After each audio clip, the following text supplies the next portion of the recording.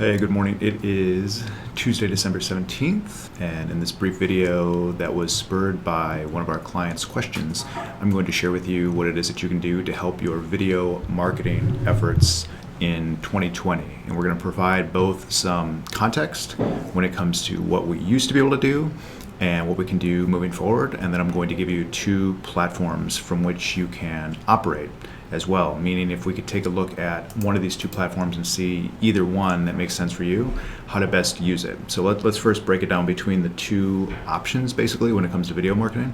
And the first would be having videos on your website, which is obviously really common, and then the other is on social media. We'll start with your website first. Now, oftentimes, unless you operate in your website a lot, you're not quite sure how the videos get on your website.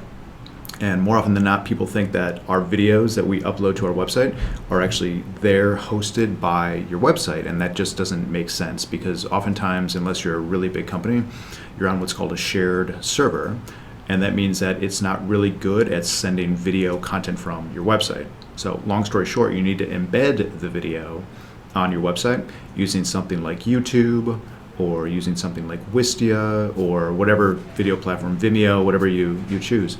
Oftentimes people default to YouTube because it's easy, and we go, well, if we have a YouTube channel, all we have to do is upload our videos to YouTube, and we can use that channel and then in turn embed those videos into the website. But what I'm going to show you and share my screen here in just a second is what's really important to consider when it comes to what do you want to have people do once they watch a video. Because typically it's not just sending people to your website and having them watch something, it's about having them take that desired action. So let's go to what we used to have as an option here. We used to have, this is compliments of the HubSpot blog. You can see here it says, click here to download your social media publishing template, your free social media publishing template. So what we used to do on YouTube is we'd either have these things called annotations, or they'd be calling, sorry, I gotta speak better English here. They would be called annotations, or they'd be called cards. And that means at different points in the video, you could have a little pop-up, and you could have something like what you see on your screen right now, where it says, click here to download your free social media publishing template. In other words, that's the call to action. And what that would do then is you take this video, embed it on your website, you'd say, let's share something that's worthwhile. And then once we get to, at this point, in this example here, 28 seconds into a 35-second video, we could have a little screen pop up, a little card pop up as they called it back in the day, and have people click through to your website or to a different page. So videos on your website, you say, well, if you watch this video, the next logical thing to do would be to go and click here and then download something from us. That was the option. Now what YouTube did in classic Google fashion, because Google obviously owns YouTube, is they call it deprecating different portions of what it is that they do. And now we only have something called end screens. So what YouTube did is, hey, we used to allow this. We used to allow people to go away from YouTube. They used to have a little option to click on a link to go to your landing page, to go to a contact us form, whatever it might be. And now it's only end screen. So let me just show you an example of an end screen here. If I go into our video editor here, this is a video that I did that we hosted on YouTube. You see here that this is where we can edit both the video itself as well as the audio, but then we can add the end screen. So again, they did away with that option to send people away from your website. And if you click on Add End Screen, what you're going to see is you can either start with a blank template, you can do one video or a playlist, and then subscribe. 2 videos or playlists, 2 videos or playlists, subscribe, etc. So you can obviously read the options, but all of these, every one of these options has to do entirely with YouTube. So if you take a YouTube video and you embed it on your website and you have this thing called an end screen, the only options now that you can use or that you can offer a viewer is to have them click into another YouTube property. And again, classic Google, this is what they've always done, where they giveth and then they taketh away. So what is good for Google here in this case is to say, well, instead of doing something besides watch another YouTube video, you can either watch a video or start going through a playlist, or you can click the subscribe button and subscribe to that user's channel, which means that that user then, or that company in this case, is reliant upon YouTube to show your videos to your subscribers. So just like signing up on an email list, and when Gmail started to move everything to the promotions folder, they said, hey, you know what? People have told us we don't want This mailing list stuff, we're going to relegate it to the promotions folder, but if you'd like to reach them, if you want to get pushed up to the top of the promotions folder, all you got to do is run an ad on Gmail. Now I'm going to show you two other options that you can consider here. The first is something called Wistia. So this is something we've used quite a bit with clients. We use internally as well. This allows you, as an alternative to YouTube, to have videos hosted on Wistia and have either what they call a turnstile, where you can collect email addresses from people, or you can have calls to action, which means that once you watch this, here's where to go buy this product or contact us or whatever it might be. And then also they have annotation links, which means if you're showing, in this case, a pet food video or some kind of video, you can have people go to a link here. And then lastly, you can have playlists that keep people within your realm of what it is that you're doing. So that's the website thing that I want you to think about. Because you're using some kind of third party to host your videos, keep in mind that if you use YouTube to host videos on your website, you can only have people go to YouTube specific properties and not anything that you own. Now let's talk about the social media aspect to this then. When it comes to social, what I'll ask you to consider is think in terms of when you're uploading a video to social, be sure first that you upload it to the platform itself, because it's going to give you more love, so to speak. In other words, if you take a YouTube video and you post it on Facebook or you post it on LinkedIn, none of that video is going to auto play, usually. Sometimes it varies, but for the most part, if you upload a YouTube video to a social media platform, regardless of what it is, Facebook and LinkedIn, like I said, Twitter, you name it, any of those platforms, it's not going to give you the benefit of the doubt and have that auto play.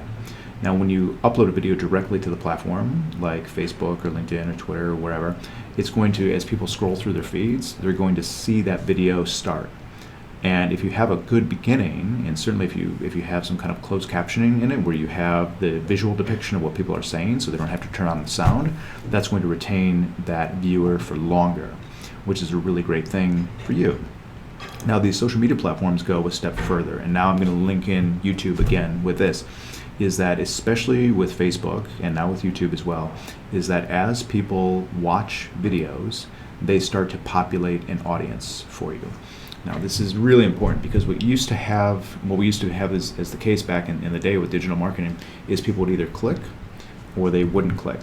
We wouldn't know where on the spectrum of interest they were. Like, they might have been right on the precipice of clicking, but they ultimately weren't that interested, so they didn't take that action. But what Facebook has done a really great job of doing, and like I said, now YouTube does the same thing, is as people watch videos on Facebook, they no longer need to take any kind of overt action at all for you to say, let's make sure to show those people who have shown an interest by way of watching our videos another video, or a call to action, or an offer.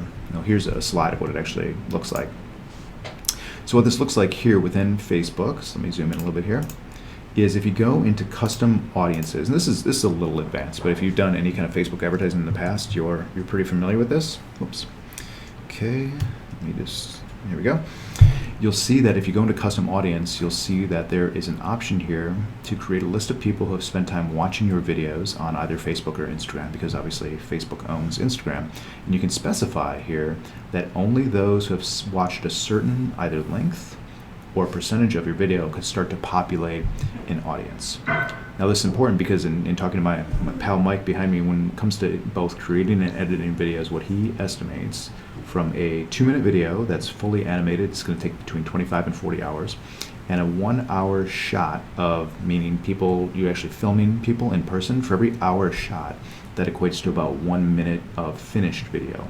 And that doesn't include the 15 to 20 hours of editing for each respective minute. So you spend a lot of time creating these videos, and it used to be, well, we just give this to whatever media outlet we're going to have show this for us, right? You give it to TV or whatever, and they go, okay, we'll take care of showing it.